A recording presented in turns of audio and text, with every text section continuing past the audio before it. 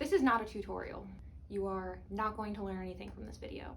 I am not teaching any lessons. I'm not showing you how to do anything. I'm just simply documenting what I'm going to do with this lovely copper satin fabric.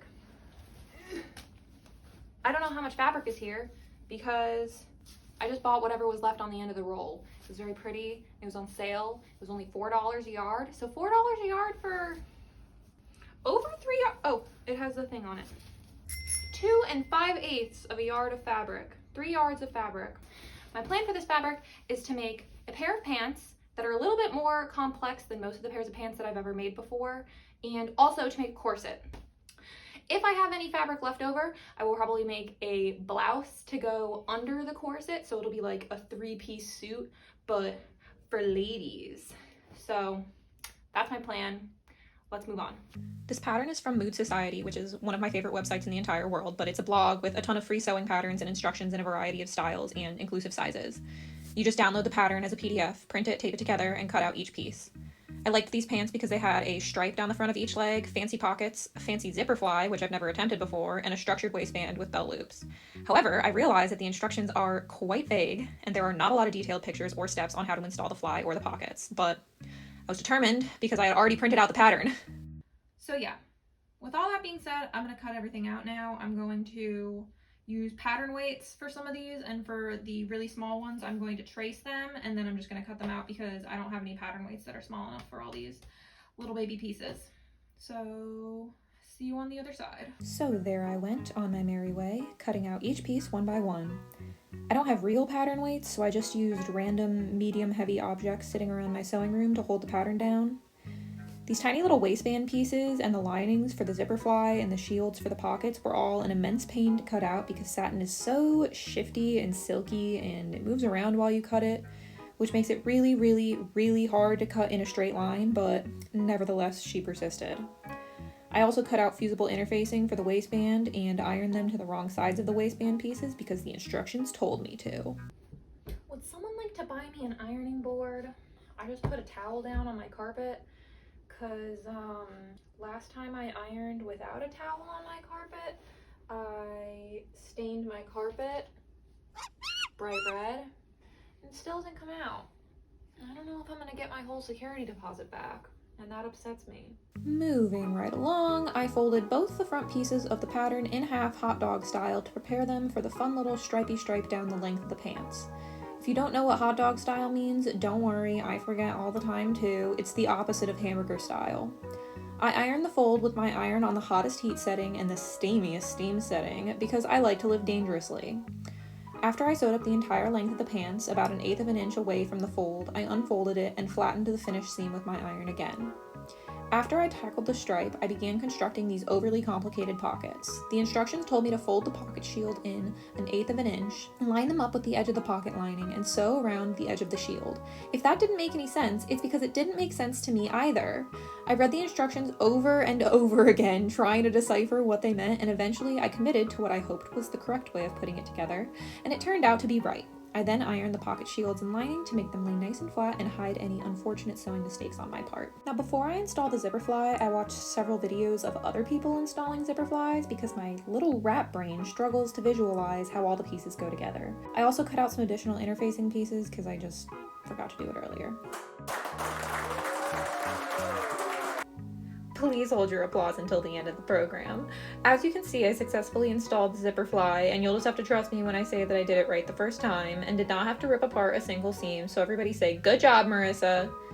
Riding the high from the zipper installation, I pinned the pocket linings to the front of the pants and then started marking and pinning where the darts are supposed to go on the back of the pants. After I sewed my darts, I ironed them flat and then had an absolute ball watching my cat struggle to jump onto my chair. He's trying to jump up and steal my seat.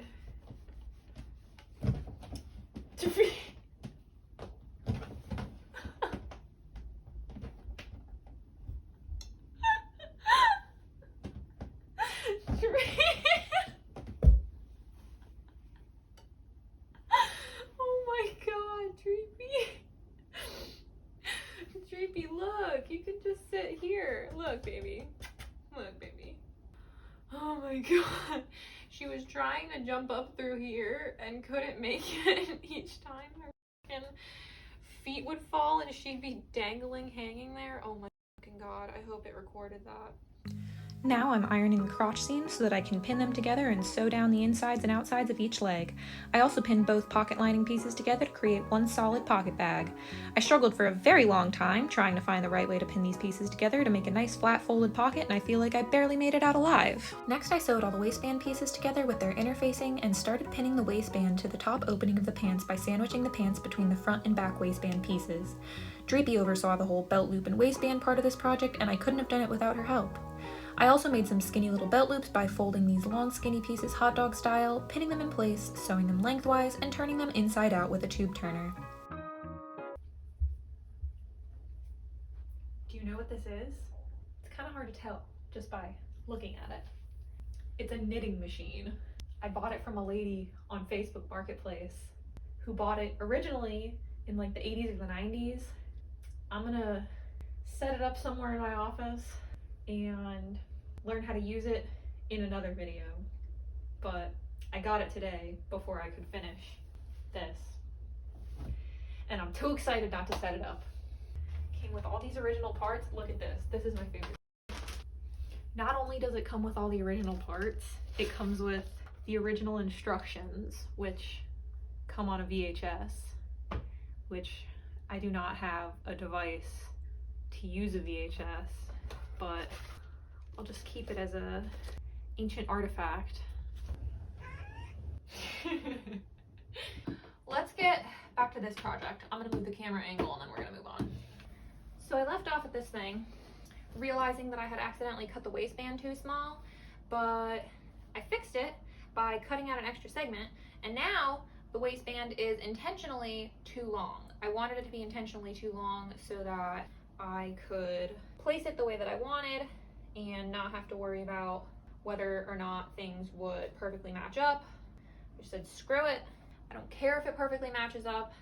I will trim it down at the end. So before I do the final steps, which is putting the waistband on, putting the belt loops on, and hemming the bottoms, I'm going to iron everything and do just that.